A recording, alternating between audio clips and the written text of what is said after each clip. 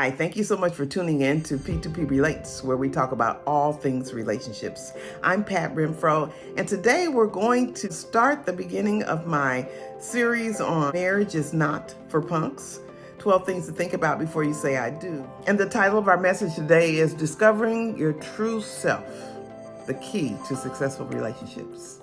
I have 4 questions I want to ask you so that you can evaluate your readiness for a relationship, a long-term or marital relationship. So the first one is, how committed are you to self-development? That you are getting it, have been working on it, or will get it. The second one is, how much do you accept, support, believe in yourself despite those around you? 3, what are your deepest desires in a relationship? And what are you willing to give?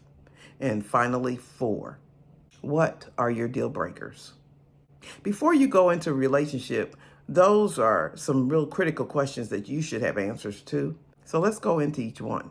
Before we do, I just wanted to say this. The reason why knowing your own soul, which is chapter 1, is so critically important in a relationship is because we can easily get influenced. We can say to ourselves, oh, he completes me, she completes me. This is my soulmate.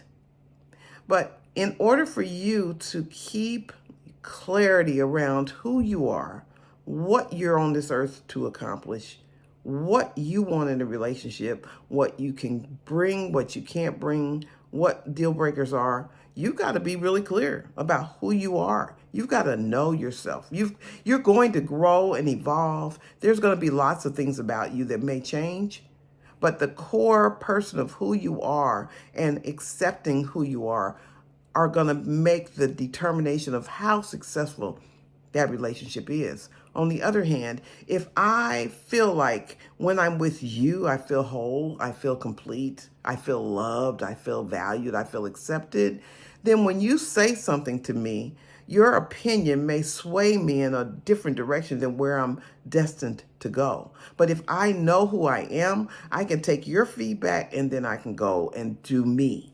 And doing me, not from a selfish standpoint, but from a clarity, focused, purposeful standpoint is going to be really critical. So let's go into number 1.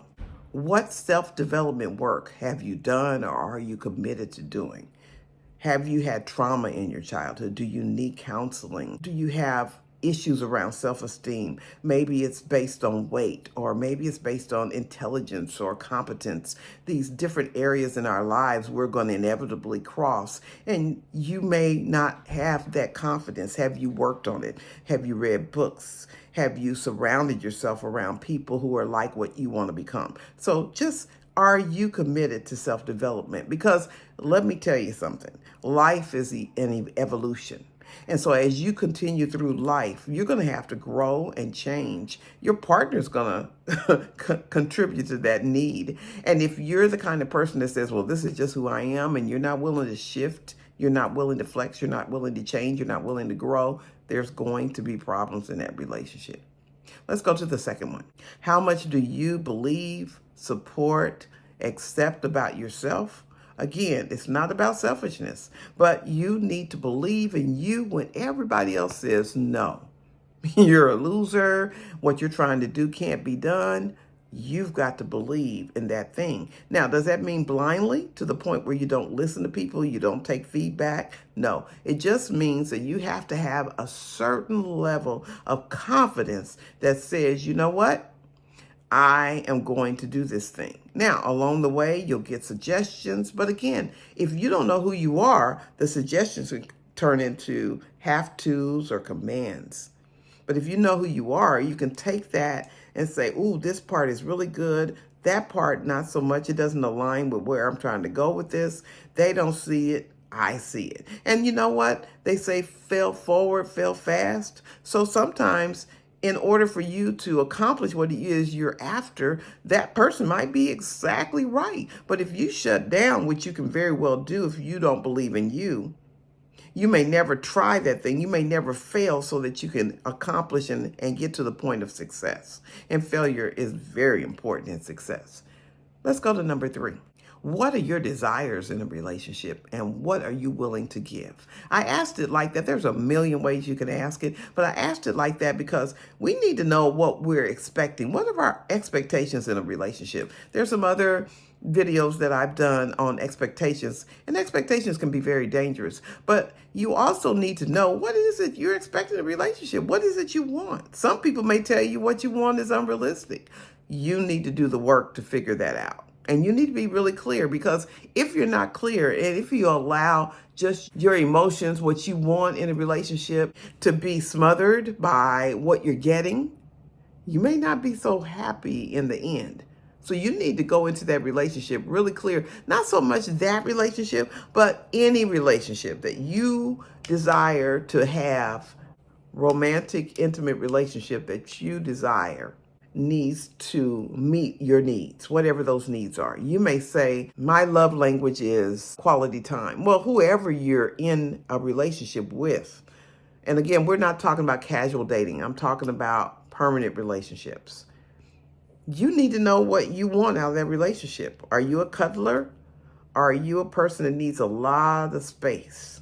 Are you, whatever it is, you need to go through that series of questions. There's so much information out there. You can figure it out, but you need to go on that exploration, and you need to know what it is you want out of the relationship. And then the second piece is, relationship is give and give. Relationship is not 50-50 either. It's 100-100. So you need to figure out, what does your 100 look like in a relationship? What is it you're willing to give him? And then that takes me right into number 4. What are your deal breakers? What is it you're not going to tolerate? Because you're going to have to tolerate a lot if you're going to be in a long-term relationship. Because guess what? That person's an individual and you're an individual, and both of you are valuable.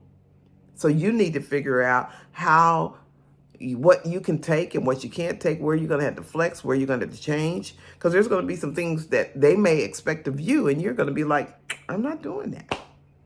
So whatever those things are, you need to know yourself so well that you know, that wouldn't work for me.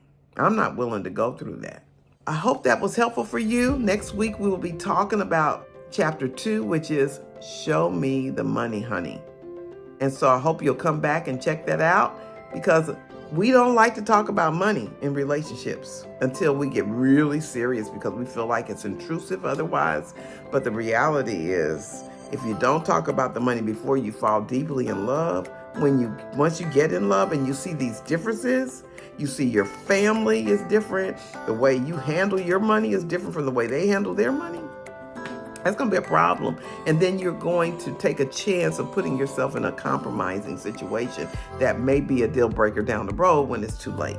So hope you'll come back and check it out. I welcome your comments. I welcome your subscription. I welcome your forwarding this out to other people. But I want to unpack relationship building skills that help us go for success instead of failure and divorce. All right, you have a good one. Bye.